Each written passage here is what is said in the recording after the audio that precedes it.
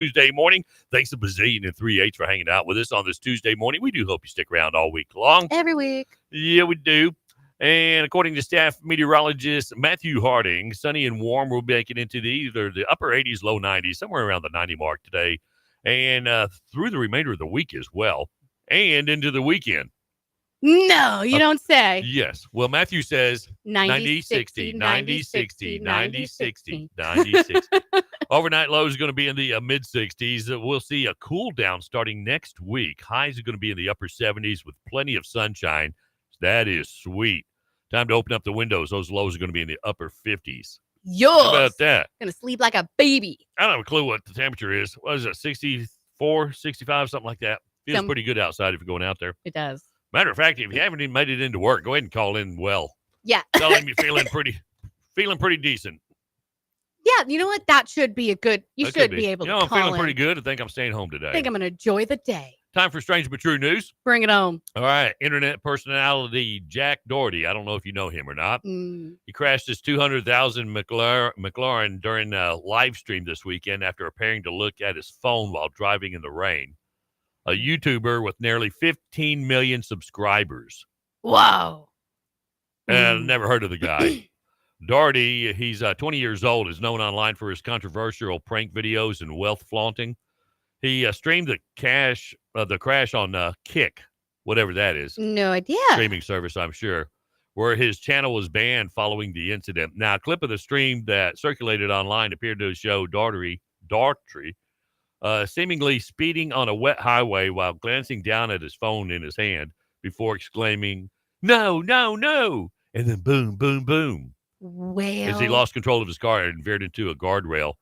Now, he also shared a clip of the aftermath, including a video of him screaming for help inside the vehicle immediately after the crash.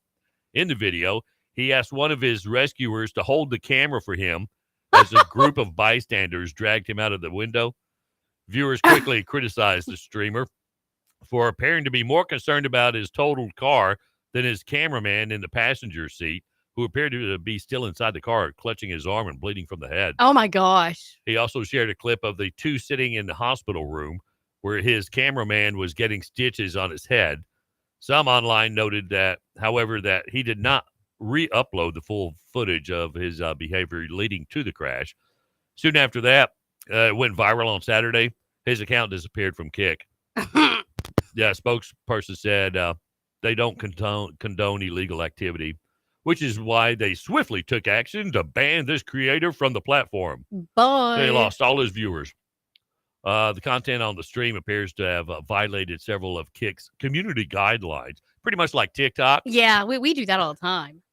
Yeah. But you know what? If you were bleeding, I would focus on you to make sure you aren't dying. And then video it? Of course. Okay. All right.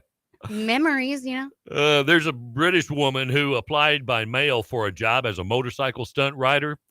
Said her application was returned to her after nearly 50 years. Wow. It was lost in the post office. Tizzy Hodson is her name. She's 70 years old now. She lost, she's from Lincolnshire, said that she mailed out the application in January of 76, hoping to land her dream job as a motorcycle stunt rider. She's always wondered why she never heard back about the job. Now she knows. The letter recently arrived in her mailbox with a note at the top saying, "Late delivery by Staines Post Office." It was found behind a drawer.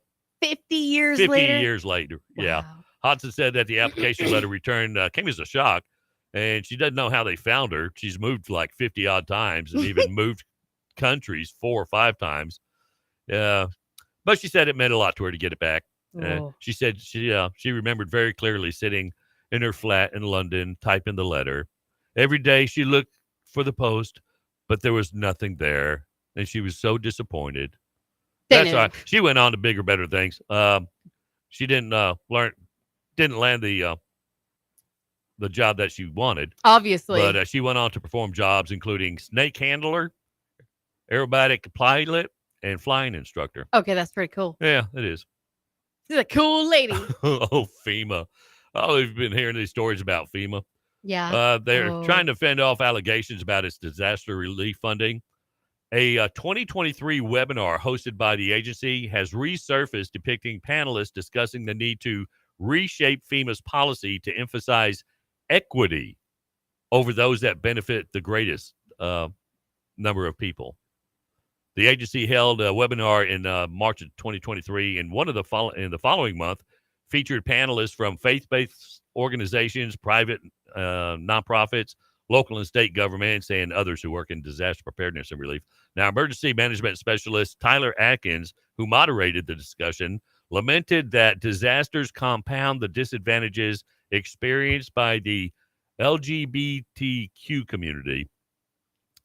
Now, you're going to have to help me out on this one, Casey. Okay. LGBTQIA. What is that? I'm really not going to be that big a help. Okay. Well, because they have their own alphabet. I don't think I only know what maybe the first two letters. Well, those people and the people who have been disadvantaged are already struggling, she says. They already have their own things to deal with. So you add a disaster on top of that, it's just compounding itself. Now, Maggie Jari of Substance Abuse and Mental Health Services Administration noted that there was a shift underway in emergency management from utilitarian principles where everything is designed for the greatest good, now for the greatest amount of people, to disaster equity.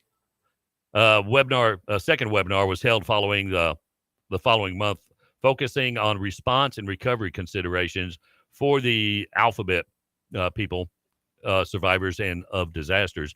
The talk came on the heels of a growing number of calls to emphasize equity in FEMA's disaster response efforts. Now, the year prior, back in 2022, I don't know if you remember this, Senator Elizabeth Warren of Massachusetts pushed for a new equity advisor at FEMA who would ensure underserved communities have a fair shot at receiving federal disaster aid. Now, the progressive said that the nation's lowest income communities and communities of color were the ones most impacted by extreme conditions. So she said that they have to address this in a way that is about giving resources based on equity, understanding that they fight for equality, but also need to fight for equity. So, in other words, if you find yourself in a disaster, it's better to tell them that you're in that LB, whatever the letters are. The alphabet. And you'll get, and you're poor. Yes. And you're non-white. Yeah. And you will get help first. Okay. Good enough. All right. Just rub some mud on your face. You'll be fine. Oh, no. Okay. Yeah. And just carry one of those rainbow flags with you. Yeah. And just skip down the mud singing, I've got a lovely bunch of coconuts. I can pull that off. Okay. You'll be fine. I don't think so. Equity in FEMA. Yeah, I know you need help, but you're the wrong color, dude. All right. Land Passes Real Country is on iHeartRadio, or just download the app on your phone. You can take us everywhere. What's going on in this world? Take us everywhere every day. I have a feeling we're going to get kicked off of TikTok. Maybe. Maybe the show's even going to be canceled. Who knows? It's 8:52, 8 before 9. Land Passes Real Country. Today's hits, yesterday's favorites. Good morning. Ken and Casey in the morning. Listen to me. Stop talking. Shut up and listen. Sit. I don't want to hear noise. Just want to hear you now. Land Passes Real Country on iHeartRadio. Struggling with those skyrocketing electric bills?